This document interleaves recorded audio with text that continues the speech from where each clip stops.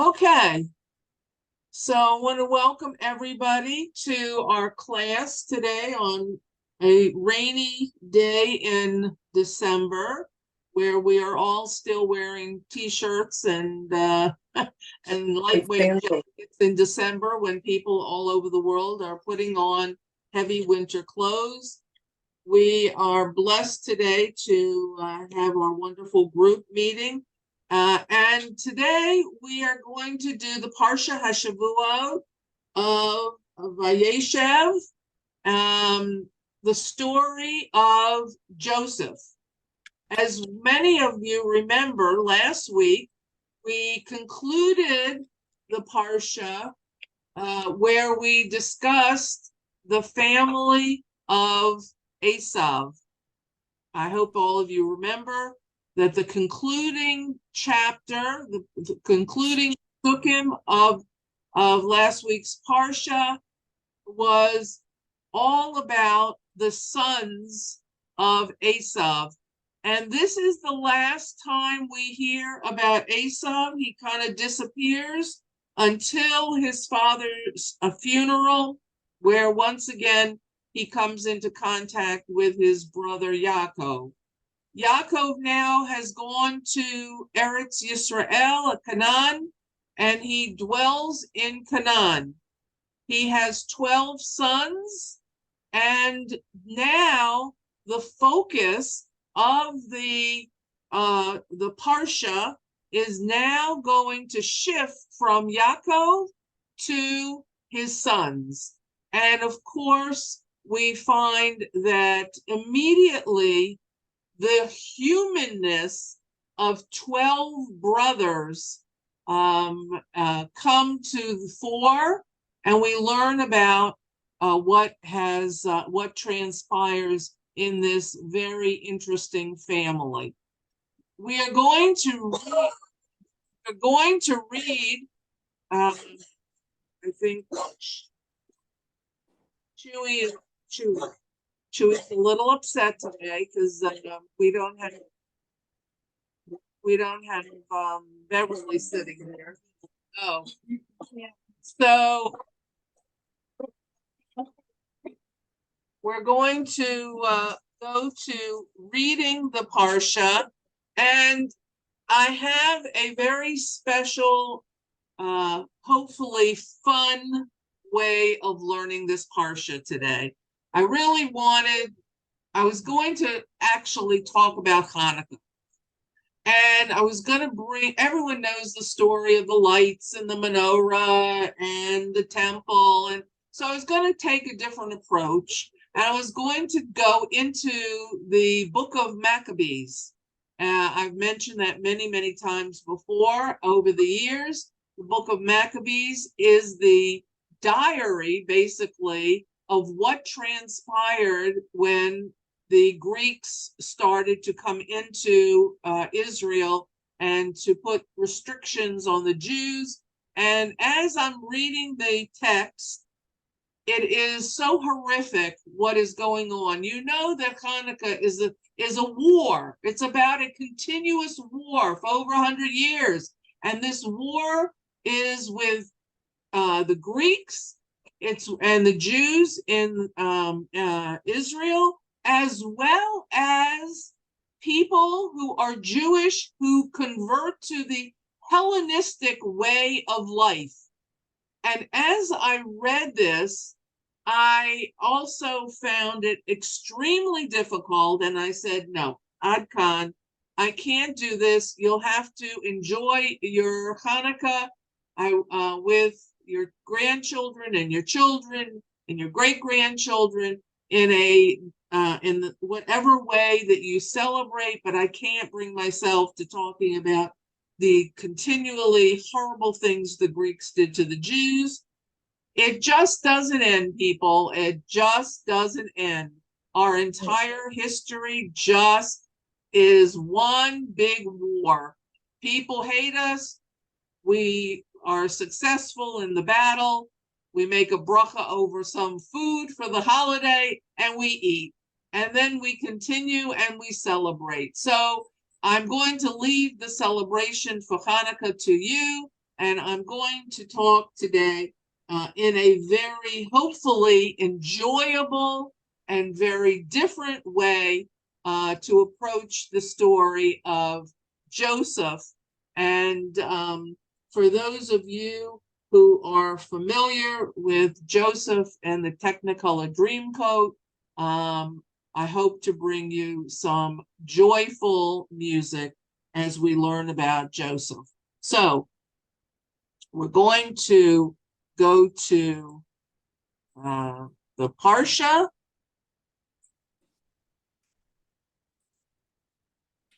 And I would like a volunteer to read these two psukim. First two? Right here on the screen. Oh. Xenia? Fine. Oh, whatever. And Israel loved Joseph more than all his sons because he was a son of his old age, and he made him a fine striped coat. And his brothers saw that their father loved him more than all his brothers, so they hated him, and they could not speak with him peacefully. Okay, so this is the beginning of what we're going to learn. This is when it says, and Israel loved Joseph. Remember who Israel was? Israel is Yaakov. His name was changed. And so we learn that Israel, now the father of the Jewish nation, is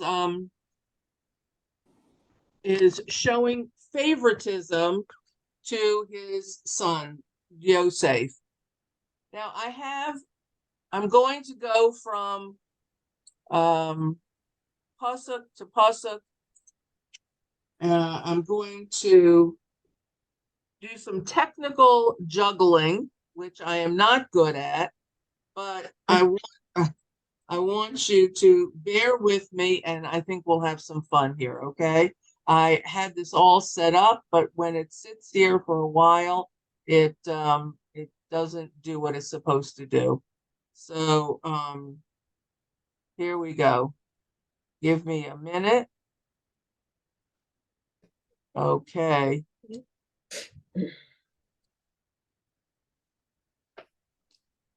All right, now, if you can't hear this, please let me know. And we'll try and, okay, ready? Yeah.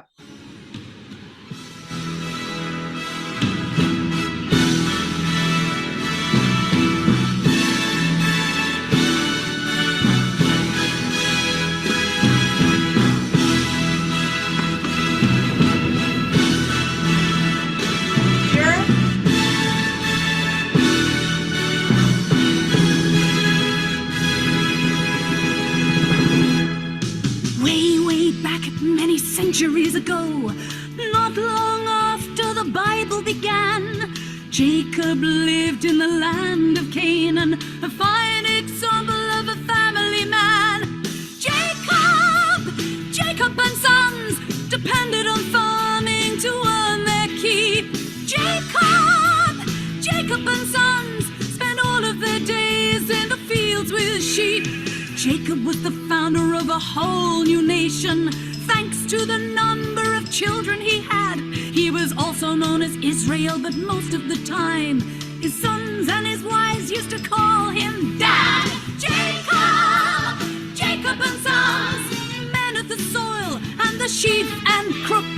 Jacob and sons, a remarkable family in anyone's book. Reuben was the eldest of the children of Israel, with Simeon and Levi, the next in line. Naphtali and Issachar, with Asher and Dan. Zebulun and Gad took the total to 9. Jacob and sons, Benjamin, Judah, which leaves only one. Jacob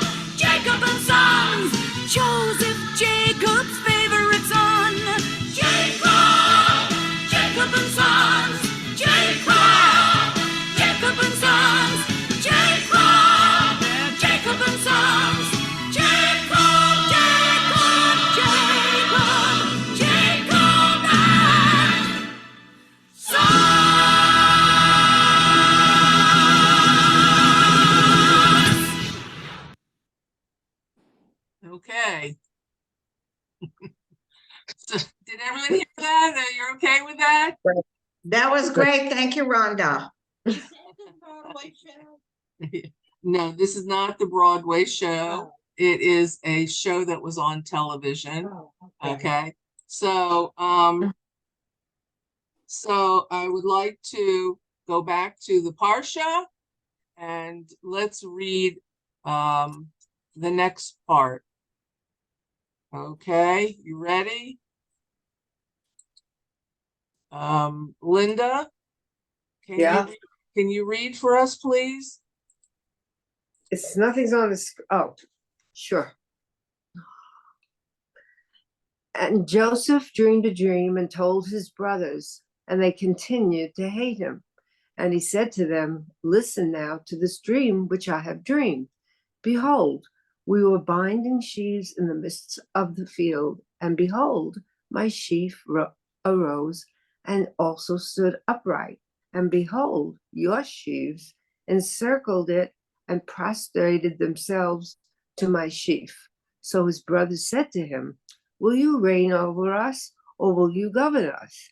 And they continued further to hate him on account of his dreams and on account of his words. And he again dreamed another dream, and he related it to his brothers, and he said, behold, I have dreamed another dream. And behold, the sun, the moon, and 11 stars were prostrating themselves to me. And he told it to his father and to his brothers. And his father rebuked him and said to him, what is this dream that you have dreamed? Will we come, I, your mother, and your brothers, to prostrate ourselves to you on the ground? Is that it? Okay. Oh. So what we find here is that Jacob Joseph has as a young man has started with interestingly having dreams, and the dreams that he has are actually prophecy. He's not considered a prophet, but he is considered he is considered to have nevuah, and they manifest themselves into dreams. So we're going to take a look at these dreams because the whole story of Yosef is about how these dreams manifest themselves and how they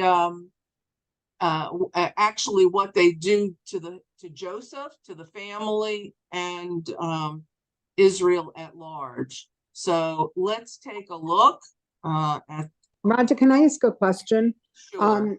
What is the difference between having prophecies and nevuah?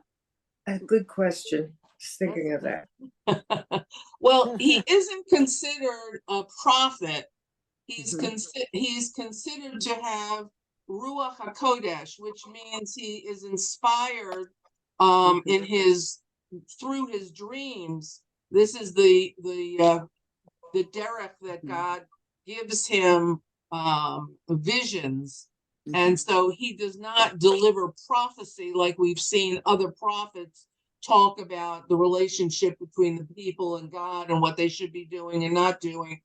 This is just coming to him in the form of dreams, and his capability to interpret dreams takes the Jewish people where it seems God wants them to go. As you know, God tells Abraham that his people will be in a place that is not their home.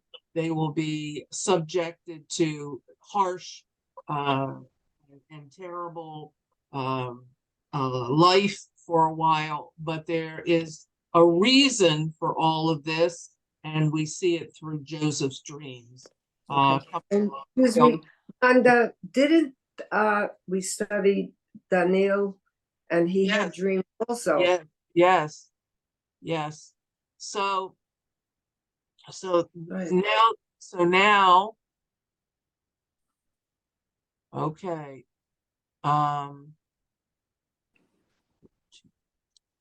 Okay.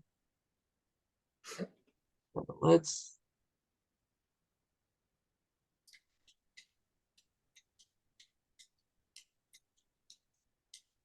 Hold on, we're gonna. Okay. Jacob and Sons. Jacob, Jacob, Jacob, Jacob and Sons.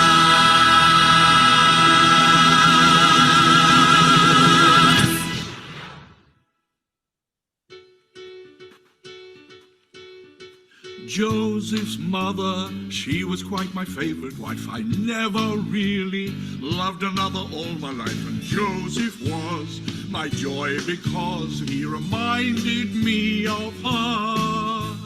Through young Joseph, Jacob lived his youth again, loved him, praised him, gave him all he could, but then it made the rest feel second best. And even if they were being told we're also rats does not make us Joseph fans. but where they have really missed the boat is We're great guys, but no one seems to notice. Joseph's charm and winning smiles failed to slay them in the aisles, and their father couldn't see the danger. He could not imagine any danger. He just saw in Joseph all his dreams come true. Jacob wanted to show the world he loved his son, to make it clear that Joseph was the special one. So Jacob bought his son a coat, a multicolored coat to wear. Joseph's coat was elegant, the cut was fine. The tasteful style was the ultimate in good design. And this is why it caught the eye. A king would stop and stare, and when Joseph tried it on, he knew his sheepskin days were gone. Such a dazzling coat of many colors, how he loved his coat of many colors. In a class above the rest, it even went well with his vest. Such a stunning coat of many colors, how he loved his coat of many colors. It was red and yellow and green and brown and blue. Joseph's brothers weren't too pleased with what they saw. We have never liked him all that much before, and now this coat has got our ghost. We feel life is unfair.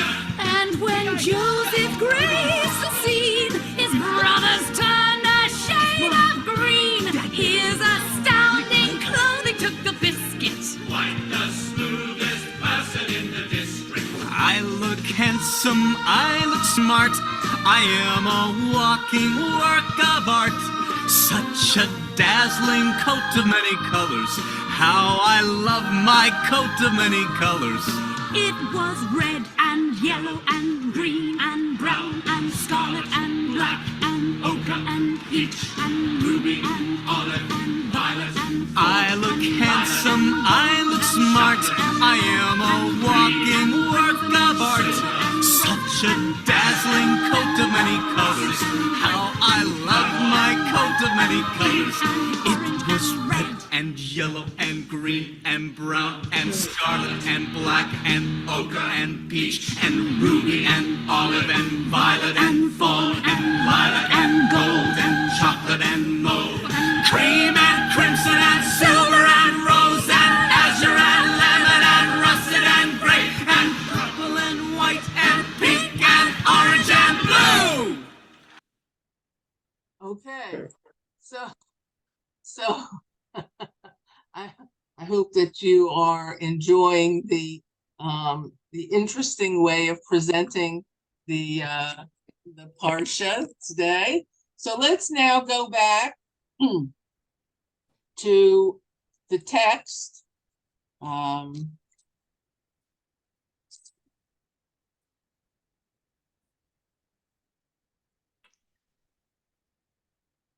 Okay. Can I have a reader for this, please? I could do it. Okay. Go ahead. Oh, I have to I put it don't on. see any. Sorry about that. Okay, Rhonda, you're amazing, I have to tell you, because we all are actually smiling. Oh, Do you good, notice that? good. That is something.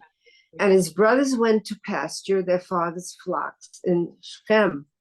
And Israel said to Joseph, "Are your brothers not pasturing in Shechem?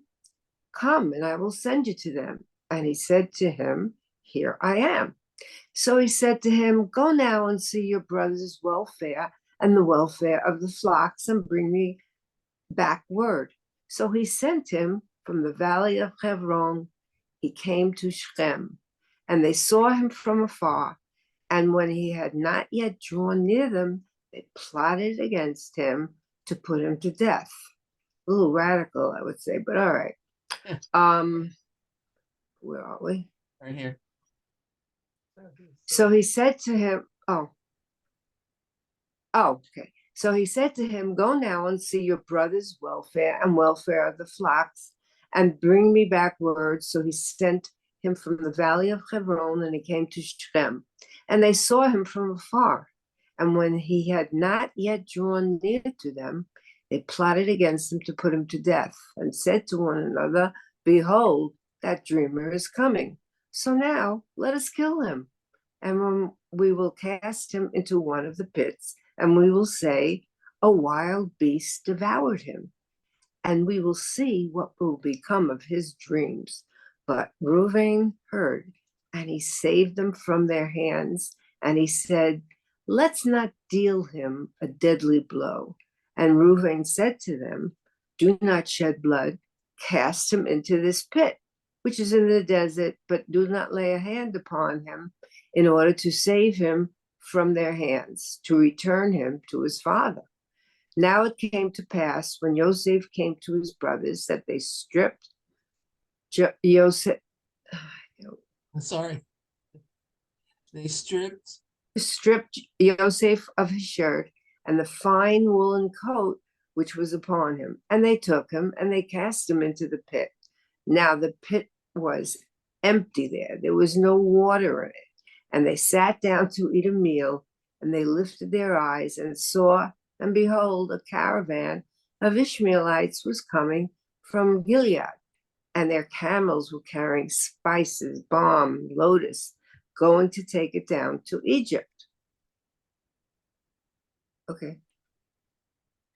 And Judah said to his brothers, "What is the gain if we slay our brother and cover up his blood? Come, let us sell him to the Ishmaelites, but our hand shall not be upon him. For he is our brother, our flesh." And his brothers hearkened. Then Midianite men, merchants, passed by, and they pulled and lifted Joseph from the pit. And they sold Joseph to the Ishmaelites for 20 silver pieces. And they brought Joseph to Egypt. Okay. Clearly, this story and every part of the story of Yosef has significant meaning and interpretation. We're not going into this. This is a fun kind of way to learn the story, and I hope that that you will enjoy this. So what we learned is that Joseph has dreams. He brings these dreams. So he brings these dreams to the brothers. The brothers are very jealous. They're not happy with what Yosef tells them. And there's a lot of mixed feelings between the brothers about what to do with Joseph. So let's continue and see what happens here. Okay. Black and ochre and peach and ruby and olive and violet and fawn and lilac and gold and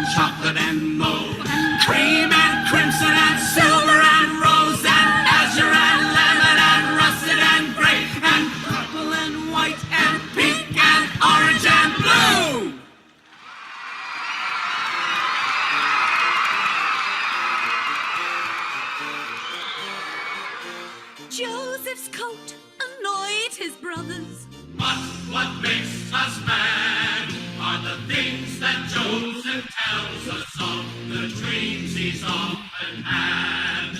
I dreamed that in the fields one day the corn gave me a sign. Your 11 sheaves of corn all turned and bowed to mine. My sheaf was quite a sight to see, a golden sheaf and tall. Yours were green and second rate, and really rather small. This is not the kind of thing we brothers like to hear. It seems to us that Joseph and his dreams should disappear. I dreamed I saw 11 stars, the sun, the moon, and sky. Bowing down before my star, it made me wonder why.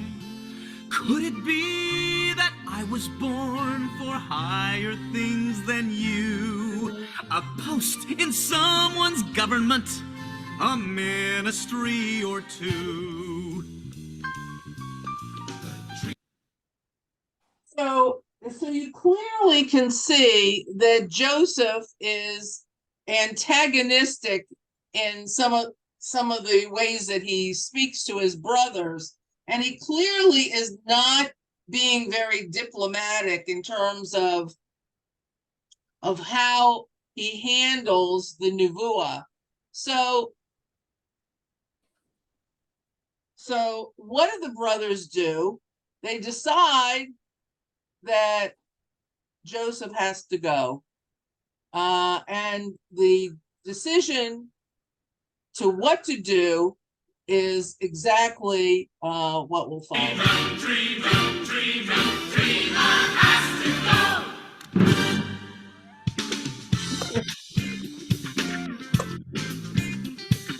Next day, far from home, the brothers plan their repulsive crime. Let us grab him now, do him in, or we got the time.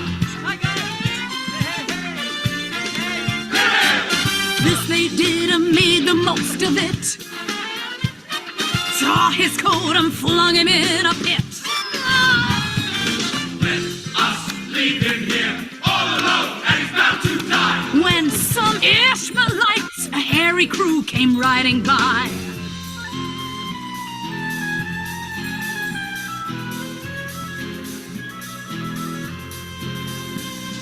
In a flash, the brothers changed their plan. We need cash, let's sell him if we can. Oh, poor Joseph, what you gonna do? Things look bad for you, hey, what you gonna do? Oh, poor Joseph, what you gonna do? Things look bad for you, hey, what you gonna do? Could you use a slave, you hairy bunch of Ishmaelites? Young, strong, well-behaved, going cheap, and he reads and writes. In a trice, the dirty deal was done. Silver coins for Jacob's favorite son. Then the Ishmaelites galloped off with a slave in tow, off to Egypt where Joseph was not keen to go. It wouldn't be a picnic, he could tell. And I don't speak Egyptian very well. Joseph's brothers tore his precious multicolored coat. Having ripped it up, they next attacked a passing goat. Soon the wretched creature was no more. They dipped his coat in blood and guts and gore. Oh, now, brothers, how low can you stoop? You make a spotted group. Hey, how low can you stoop? Poor Joseph, sold to be a slave. Situation's grave. Hey, sold to be a slave. Okay, so clearly God's plan is to get Joseph down to Egypt, and this is the vehicle of getting him down there. So what we find is that the prophecy of Hashem to Abraham is on its way to coming true, and Joseph has no idea, no concept of really what's going to be happening to him. Okay, so then let's read the text of what's going to happen to Joseph when he gets down to Egypt. Xenia, can I have you read the next part? Sure. And they took Joseph's coat, and they slaughtered a kid, and they dipped the coat in the blood. And they sent the fine woolen coat, and they brought it to their father, and they said, "We have found this. Now recognize whether it is your son's coat or not." He recognized it, and he said, "It is my son's coat. A wild beast has devoured him. Joseph has surely been torn up." And Yaakov rent his garments, and he put sackcloth on his loins, and he mourned for his son many days. And all his sons and all his daughters arose to console him, but he refused to be consoled, for he said, "Because I will descend on account of my son as a mourner to the grave." And his father wept for him.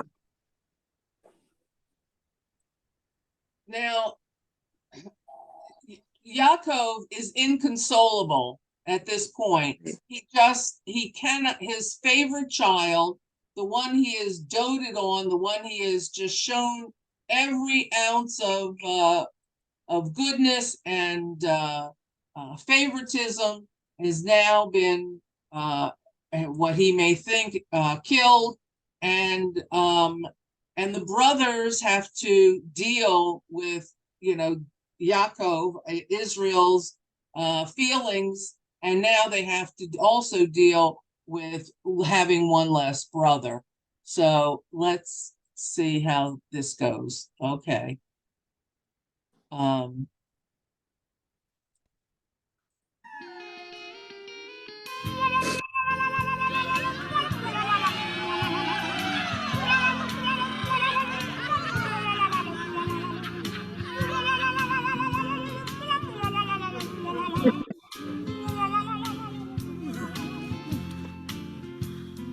Father, we've something to tell you, a story of our time, a tragic but inspiring tale of manhood in its prime. You know you had a dozen sons, well now that's not quite true, but feel no sorrow, do not grieve, he would not want you to. You see, there's one more angel in heaven, there's one more star in the sky.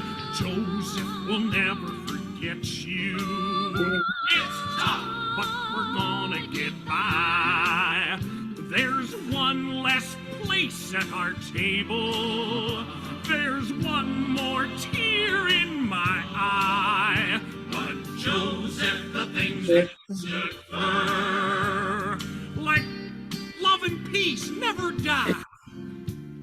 When I think of his last great battle, a lump comes to my throat. It takes a man who knows no fear to wrestle with a goat. His blood-stained coat is tribute to his final sacrifice. His body may be past its peak, but his soul's in paradise. So long, little Joe. Adios, buckaroo. 10-4, good buddy.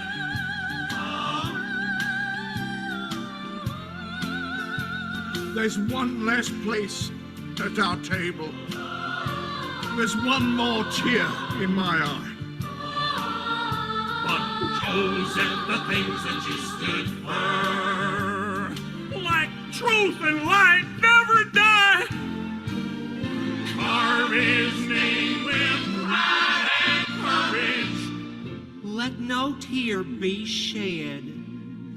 If he had darn it down, oh darn it, we all would now be dead.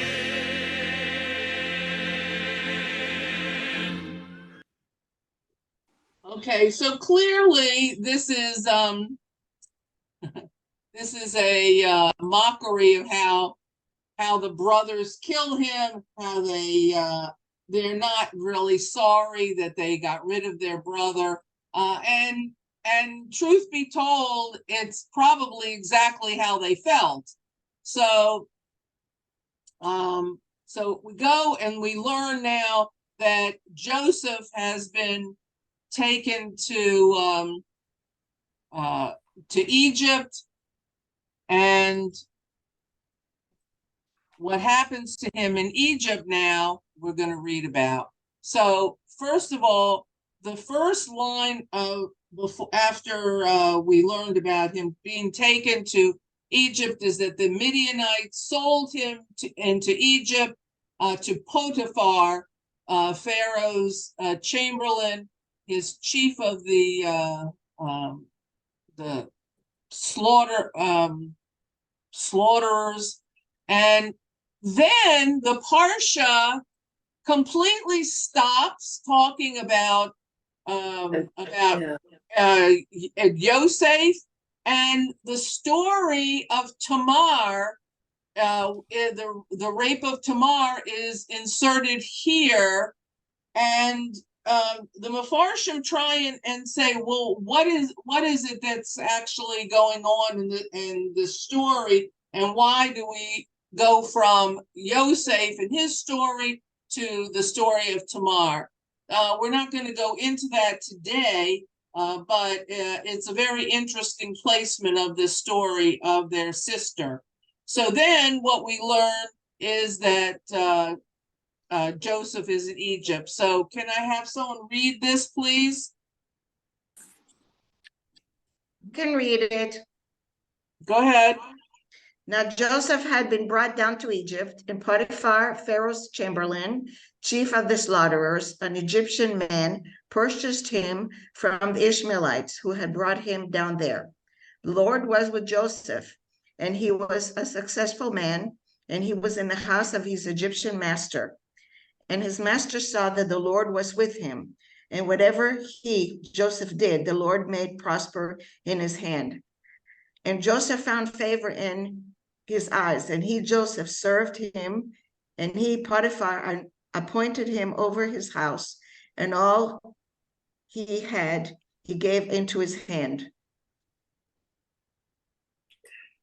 Now it came to pass that since he had appointed him over his house, and over all that he had, the Lord blessed the house of the Egyptian for Joseph's sake.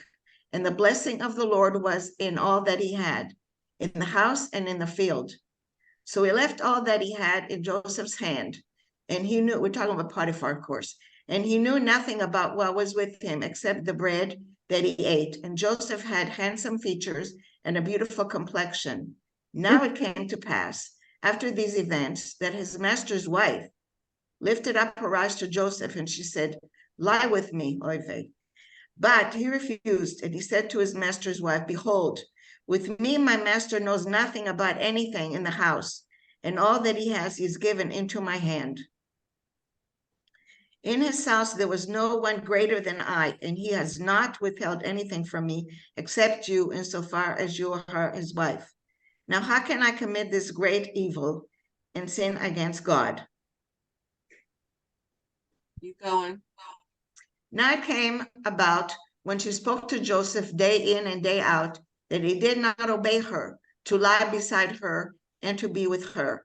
And it came about on a certain day that he came to the house to do his work, and none of the people of the house were there in the house. So she grabbed him by his garment, saying, "Lie with me." But he left his garment in her hand, and he fled and went outside. More? Now it happened, when she saw that he had left his garment in her hand and had fled outside, that she called to the people of her house, and she spoke to them, saying, "Look, He brought us a Hebrew man to mock us, and he came to me to lie with me, but I called loudly. And it happened that when he heard that I raised my voice, and he called out, he left his garment beside me, and he fled and went outside.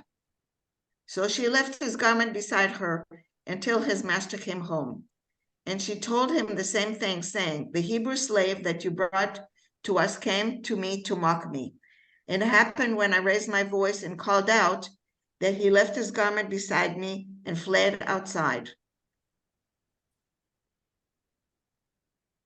Now it came about when his master heard his wife's report that she spoke to him, saying, your slave did such things to me, that his wrath burned. So Joseph's master took him and put him into prison, the place where the king's prisoners were imprisoned, and he was there in the prison.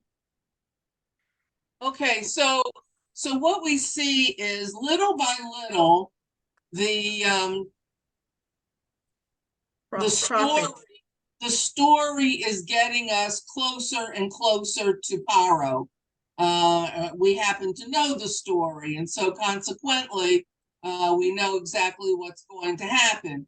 So, as the this conspiracy with Potiphar's wife, she clearly wanted to have relationships with him, and he refused. He didn't forget who he was.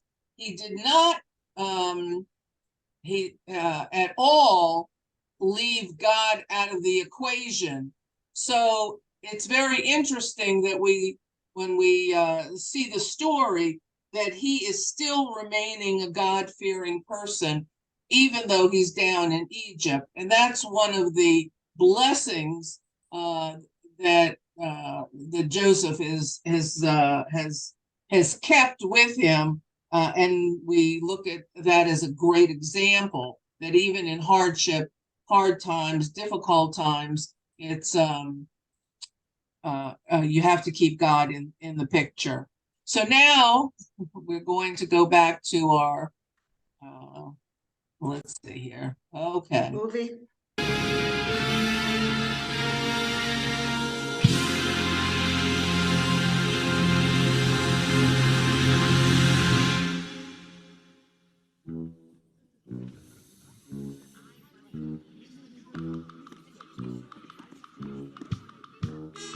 Potiphar had very few cares. He was one of Egypt's millionaires, having made a fortune buying shares in Pyramids. Potiphar had made a huge pile, owned a large percentage of the Nile, Meant that I could really live in style. and he did. Oh, I did. Joseph was an unimportant slave who found he liked his master, consequently worked much harder, even with devotion. Potiphar could see that Joseph was a cut above the average, made him leader of his house with maximum promotion. Potiphar was cool and so fine. But my wife would never toe the line. It's all there in chapter 39 of Genesis. She was beautiful but evil, saw a lot of men against his will. He would have to tell her that she still was his. You're mine. Joseph's looks and handsome figure had attracted her attention. Every morning she would beckon. Come and lie with me, love. Joseph wanted to resist her till one day she proved too eager. Joseph cried in vain. Stop! I don't believe in free love! Free love.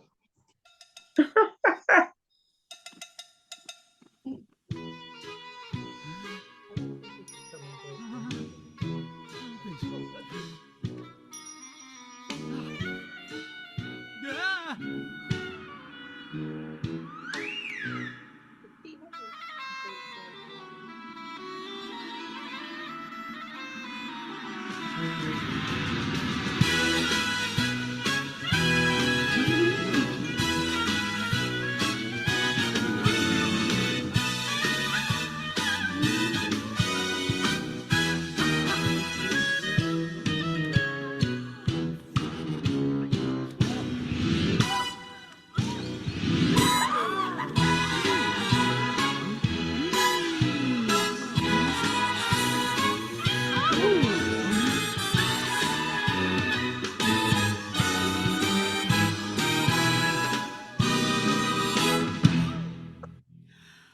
Potiphar was counting shekels in his den below the bedroom when he heard a mighty rumpus clattering above him.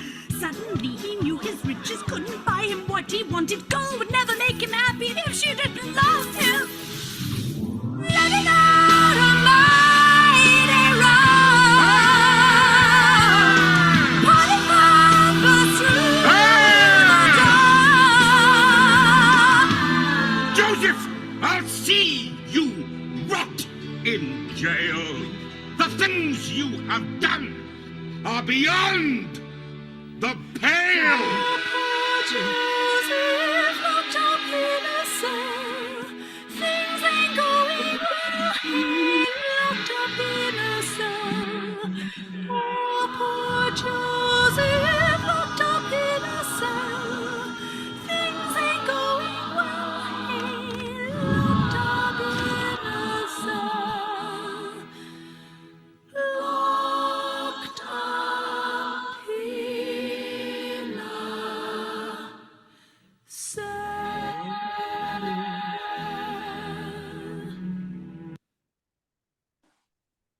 Okay, so now Joseph has gotten to the point where he is in jail, in Paro's jail, and now he is being brought center stage with an opportunity to meet with other people who are being put in jail. And now we're going to see what happens in jail. He actually is a very favored inmate, if you can say that.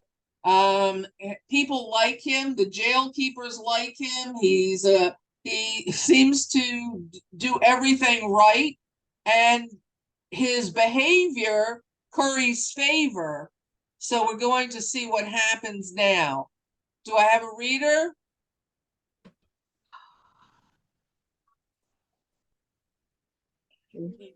I can do it, Rhonda. Go ahead. Now it came about after these events that the cupbearer of the king of Egypt and the baker sinned against their master, against the king of Egypt. And Paro became incensed at his two chamberlains, at the chief cupbearer and at the chief baker. And he placed them in the prison of the house of the chief of the slaughterers, into the prison, the place where Joseph was imprisoned. And the chief of the slaughterers appointed Joseph to be with them, and he served them, and they were a year in prison. Now both of them dreamed a dream, each one his dream on the same night, each man according to the interpretation of his dream, the cupbearer and the baker of the king of Egypt, who were confined in the prison. Need to move it up. No.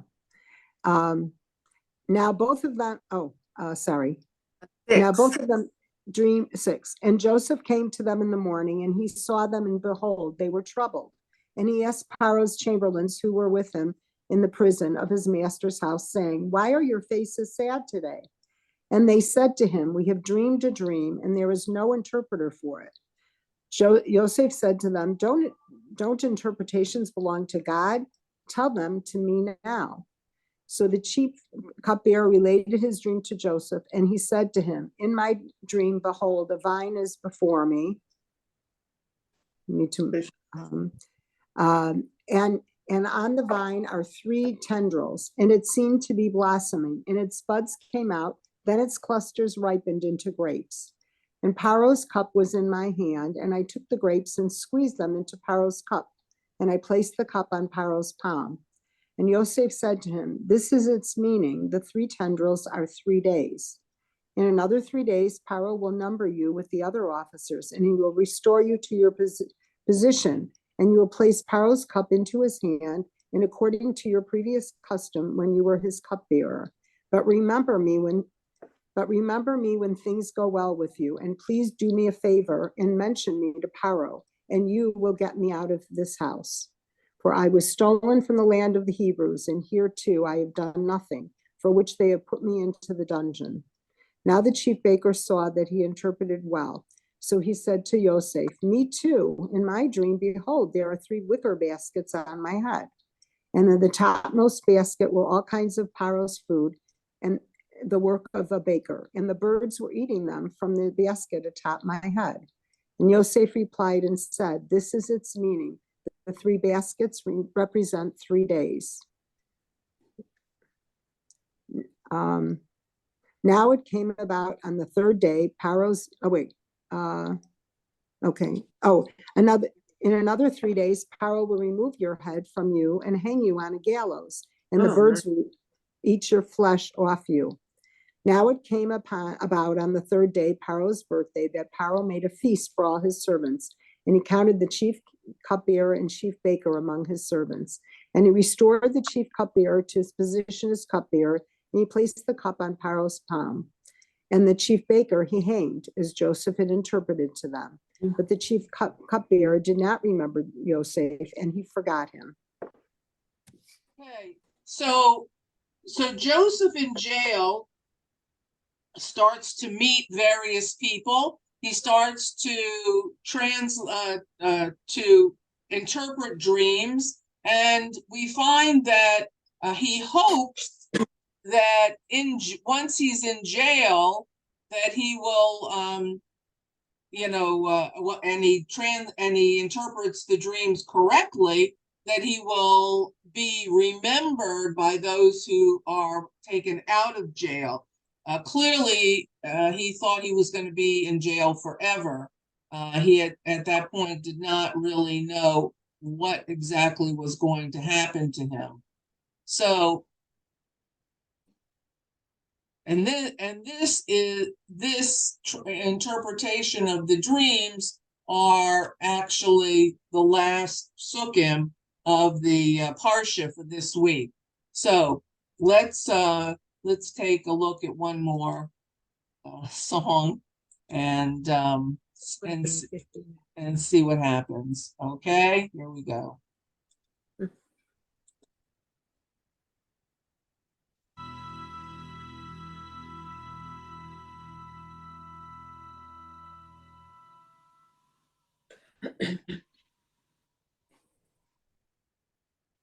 Close every door to me. Hide all the world from me. Bar all the windows and shut out the light. Do what you want with me. Hate me and laugh at me. Darken my daytime and torture my night. If my life were important, I would ask, will I live or die? But I know the answers lie far from this world. Close every door to me. Keep those I love from me. Children of Israel are never alone, for I know I shall find my own peace of mind, for I have been promised a land of my own.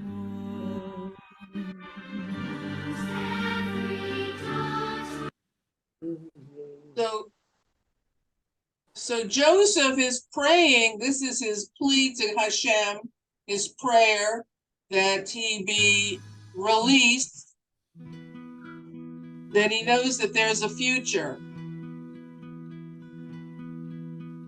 Joseph's luck was really out, his spirit and his fortune low. Alone he sat, alone he thought of happy times he used to know. Hey, dreamer, don't be so upset. you're not beaten yet. Go, go, go, Joseph, you know what this hang on now, Joseph, you'll make it someday. Don't give up, Joseph, fight till you drop. We've read the book, and you come out on top. The prison walls were wet and black, his chains were heavy, weighed him down. A candle was his only light, the hungry rats the only sound. Hey, dreamer, don't be so upset. Hey, Joseph, you're not beaten yet.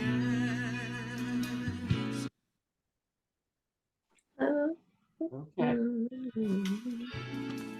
Both men were servants of Pharaoh the king, both in the doghouse for doing their thing. One was a baker, a cook in his prime. One was a butler, the Jeeves of his time. Tell me of your dreams, my friends, and I will tell you what they show. Though I cannot guarantee to get it right, I'll have a go. First the butler trembling took the floor. Nervously he spoke of what he saw. There I was standing in front of a vine. I picked some grapes and I crushed them to wine. I gave them to Pharaoh, who drank from my cup. I tried to interpret, but I had to give up. You will soon be free, my friend, so do not worry anymore. The king will let you out of here. You'll buttle as you did before. Next the baker rose to tell his dream, hoping it would have a similar theme. There I was standing with baskets of bread. High in the sky I saw birds overhead, who flew to my baskets and ate every slice. Give me the message like is would be nice. Sad to say, your dream is not the kind of dream I'd like to get. Pharaoh has it in for you. Your execution date is set. Don't rely on all I said I saw.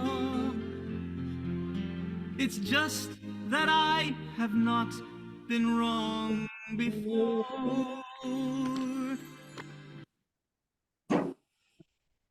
And so we end our parsha with the interpretation of the butler and the baker. And next week we'll continue with how Paro meets Joseph. I actually don't want you to think that this was a trivial kind of thing. I wanted to bring you something enjoyable and pleasant as a Hanukkah gift. And so I hope you enjoyed today. What is Potiphar's wife's name? Beverly is here and she asked what Potiphar's wife's name. Her name is Mrs. Potiphar. Okay. Very good. Very good. Okay. So are there any questions or comments before we end today's class? Fun. I just think it's a good thing about parenting. About, yeah, Favoring Right. one child over everybody else. it It could make people, kids really hate the kid that's being favored. Not Well, the Yeah, kid, of course. but the kid. Right. Jealousy. Right. So that's exactly right. And there are many commentators on the relationship between Joseph and Yaakov, Israel, and his brothers, and the favoritism, etc. Joseph was the child of Yaakov's old age with I'm Rachel. sorry, I'm finishing the shiur. So this is a lot of the things that we see in interpersonal relationships are certainly developed the theme here. And, you know, if we were doing this a little more seriously today, we would go into some of that stuff, but that's for another time. So, anything else? What about Rhonda, Tamar, the story of Tamar? Do we go into that next week or not? No, we're going to continue the yet. story of Joseph. Okay, fine. Thank you. Okay, sure. Thank you, Rhonda. You brought yeah, smile it's great. off faces. All right. You really Ellen did. wanted to say Bye, something. Senior. Thank you. Rhonda, Yes. wonderful and such a Rhonda, is lift. there any chance that some of the material that you read, like that we read before, would that be able to be in print so we could get them via email or something? What you mean the No, soul? it's in the Parsha. It's in the The Parsha. prayers and so on? Isn't it in the Parsha? The prayers for the Chayolim are in your Siddur. Oh, okay, in the Siddur. Yeah. Okay, thank Okay. you. Thank you. Happy Hanukkah. Happy And I Hanukkah. guess, what about their names? The list of names, is that too long? I can send that to you if you would like. Yeah, I think I would. Okay. Thank No- you. No problem. Chag Sameach, everybody. Sameach. Thank you. I just wanted, Thank you, Rhonda, as usual, amazing. I just Thank wanted you. to ask you, Rhonda, very quickly, for a comment maybe next week on how true you think the Broadway production or this movie was close to the text and the commentaries, how closely it followed what we think Very about close. It's exact. It's Like- very close. So, it. It so really seems like it. Incredible, Yeah. right? yeah, it's very. I'm trying to stop the recording. Can you see? They said in the Torah that he was a very good-looking young man. Yeah.